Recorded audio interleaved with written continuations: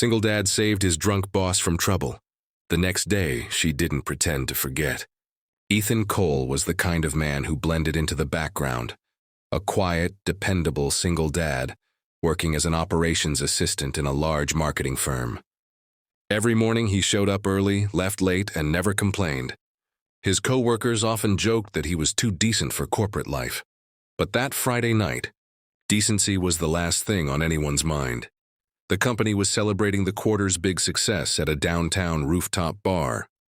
Music thumped, glasses clinked, laughter echoed. Ethan had only come because his manager insisted.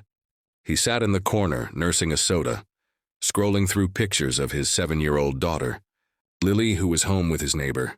Across the room, his boss, Ava Hartley, 32, the stunning and sharp CEO, was surrounded by senior executives, usually poised and commanding. Tonight she was laughing a little too loud, her words slurring as she accepted another drink. The woman who intimidated half the boardroom was clearly past her limit. When the party ended, most people stumbled into cabs or ride shares. Ava tried to walk to her car, heels wobbling. Ethan noticed the valet hesitating, and the small group of men nearby watching her smirking. Something about it made his gut twist.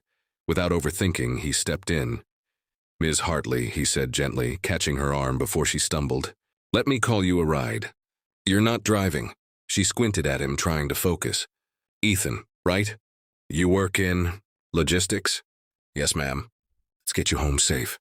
She tried to protest, but exhaustion and alcohol won. Ethan guided her to his car, gave her water, and dropped her at her penthouse safely. He even made sure her door was locked before leaving. He didn't think much of it, just something any decent person should do. But the next morning, whispers filled the office. Someone had seen him with the CEO. Someone else hinted it was something more. Ethan ignored it. He had nothing to hide. Then around noon, he got an email. "Ethan Cole, CEO's office, now."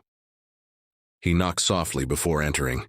Ava sat behind her desk, looking every bit the composed executive again. No trace of last night's vulnerability. "Close the door," she said. He did. Silence hung between them. Then she stood, walked around her desk, and said quietly, "I remember everything." Ethan froze, unsure what that meant.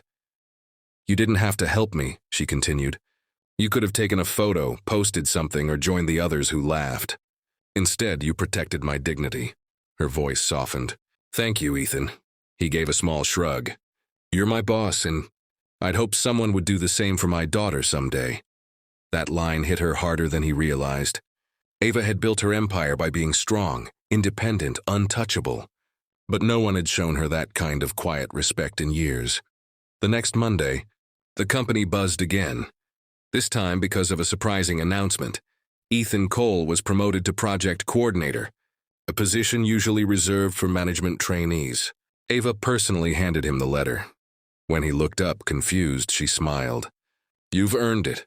Not because of last Friday, but because you do the right thing when no one's watching." "That's leadership."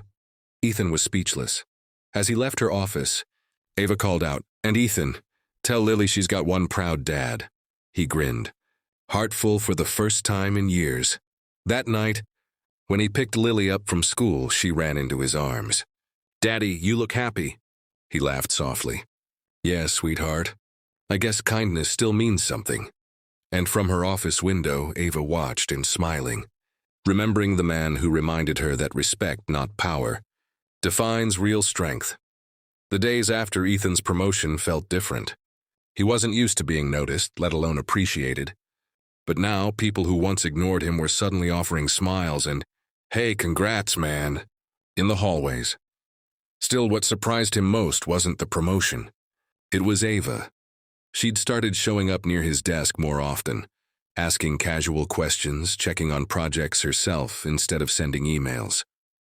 Once she even brought him coffee. "Don't look so shocked," she'd said with a smirk. "I owe you at least a cup." He chuckled awkwardly. "You don't owe me anything, ma'am."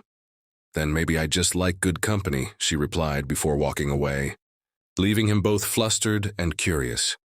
One evening, as the office emptied out, Ethan was about to leave when he heard a soft voice behind him. "Ethan, do you have a moment?" Ava stood at her glass office door, holding her coat. Her tone wasn't commanding, it was gentle, almost hesitant. "Sure," he said, stepping inside. She gestured for him to sit. "I wanted to ask you something. Personal." He blinked, unsure where this was going. She exhaled, looking down for a moment before meeting his eyes. "How do you do it? Stay so grounded. You're raising a child, working full-time, and you still seem kind, even after everything life's thrown at you." Ethan smiled faintly.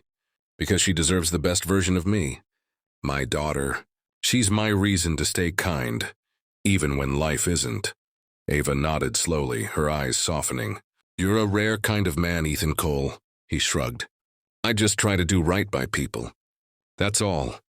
Then she said something he didn't expect. "Would you let me meet her?" "Lily?" He hesitated. "My daughter?" Ava laughed nervously. "Yeah, I mean, she's the reason I see that spark in you.